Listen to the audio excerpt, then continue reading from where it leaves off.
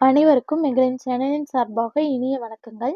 இன்னைக்கு நம்ம பார்க்க போற பதிவு நம் வீட்டுக்கு தேவைப்படுகின்ற ஒரு அற்புதமான பதிவு தாங்க. எல்லோருடைய வீட்டிலுமே அந்தந்த வீட்டு பெண்கள் குடும்ப தலைவிகள் தான் மகாலட்சுமி.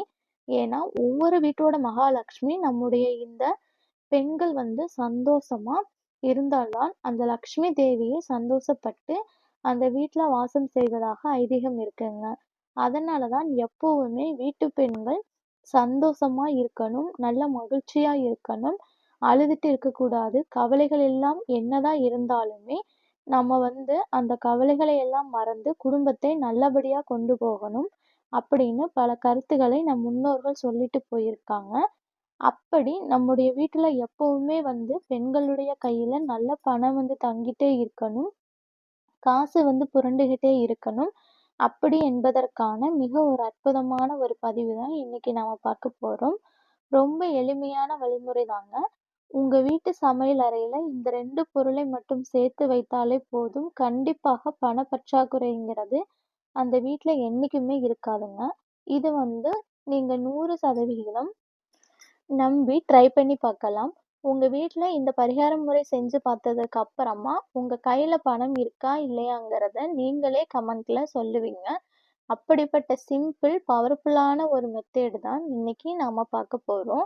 பதிவுக்குள்ள போறதுக்கு முன்னாடி நம்முடைய சேனலை சப்ஸ்கிரைப் பண்ணாமல் பார்த்துட்டு இருக்கிறவங்க கண்டிப்பா சப்ஸ்கிரைப் பண்ணிக்கோங்க. அப்பதான் எங்களுடைய எல்லா பதிவுகளும் உடனுக்குடனே வரும். இப்போ வாங்க வீடியோக்குள்ள போகலாம்.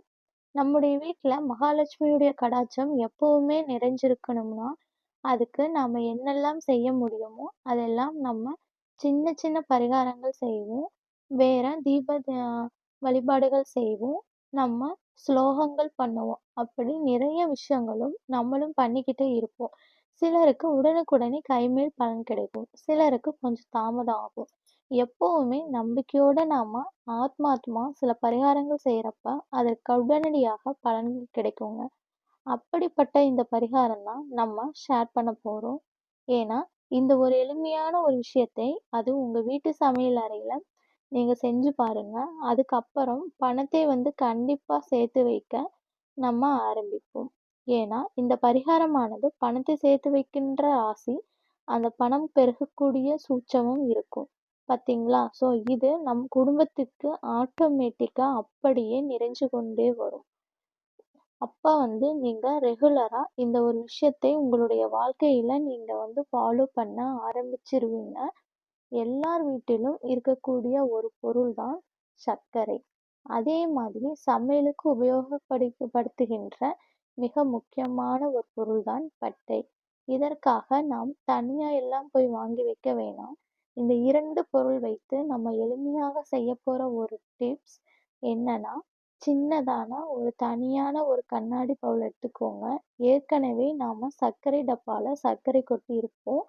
அது இல்லாமல் தனியா சின்னதான ஒரு கண்ணாடி டப்பா, அதாவது நம்ம ஜாம் பாட்டில், ஊறுகாய் பாட்டில் இல்லைன்னா வேற ஏதாவது சின்னதான அப்படி ஒரு எது வேணாலும் நீங்க எடுத்துக்கலாம். ஆனால் கண்ணாடி பவுல் இருக்கிறது தான் நல்லது. அப்படிப்பட்ட அந்த கண்ணாடி டப்பால மூடி போட்ட அந்த சின்னதான அந்த ஒரு பாட்டில் இருக்கும் பார்த்தீங்களா? ஸோ அதில் கொஞ்சமா சர்க்கரை மட்டும் நீங்க வச்சுட்டு, அதோடு கூட ஒரு துண்டு பட்டை மட்டும் எடுத்துக்கோங்க. நீங்க புதுசா எல்லாம் வாங்க தேவையில்லைங்க.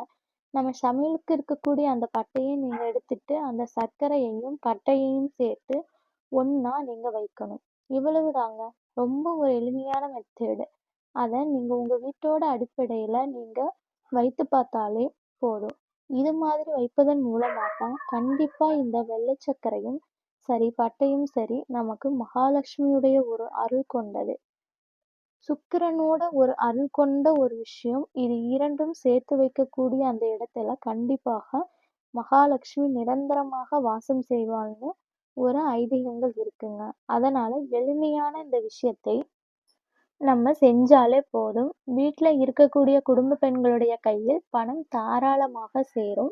அதே மாதிரி அடுத்த ஒரு முக்கியமான ஒரு விஷயம், எல்லோருடைய வீட்டிலுமே கண்டிப்பா அஞ்சறை பெட்டின்னு இருக்கும். ஏன்னா இந்த அஞ்சறை பெட்டியில தான் கடலைப்பருப்பு, உளுந்தம்பருப்பு, கடுகு, மஞ்சத்தூள், சீரகம், மிளகு அப்படி நம்ம சமையலுக்கு உபயோகப்படுத்துகின்ற பொருட்கள் எல்லாமே நம்ம அந்த ஒரு டப்பால போட்டு வச்சிருப்போம்.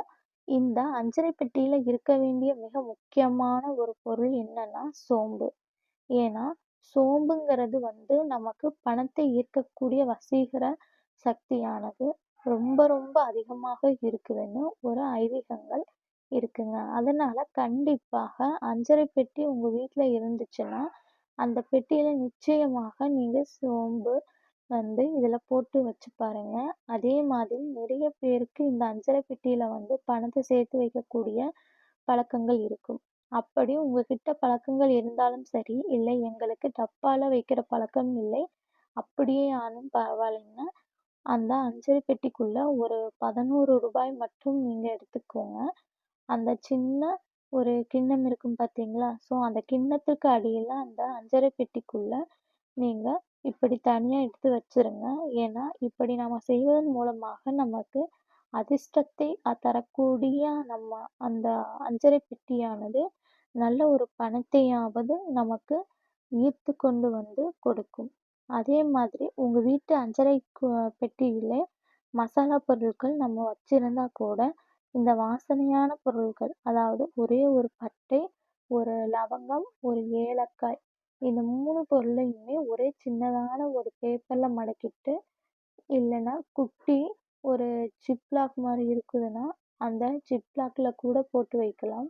அப்படி அஞ்சர பெட்டியில நீங்க வந்து வைக்கிறது ரொம்ப ரொம்ப நமக்கு பணத்த வந்து ஆ ஆகஸ்டான சக்தி பெற்று, அதாவது அந்த இடத்துல பணவசியமானது ஏற்பட்டு, பணவரவு நமக்கு அதீதமா இருக்கும்னு சொல்லப்படுது. அதாவது நிறைய பேர் வீட்டு இப்படி மசாலா பொருட்கள்னு இந்த மாதிரி தனியா அஞ்சர பெட்டியில் இருக்கும். வாசனை பொருட்கள், பிரியாணி இலை இந்த மாரி பயன்படுத்துகின்ற பொருட்கள் தனியா வச்சிருப்பாங்க. கடுகு, உளுந்தம்பருப்புக்குன்னு தனியா வச்சிருப்பாங்க. அப்படி தனித்தனியா வச்சிருப்பாங்க.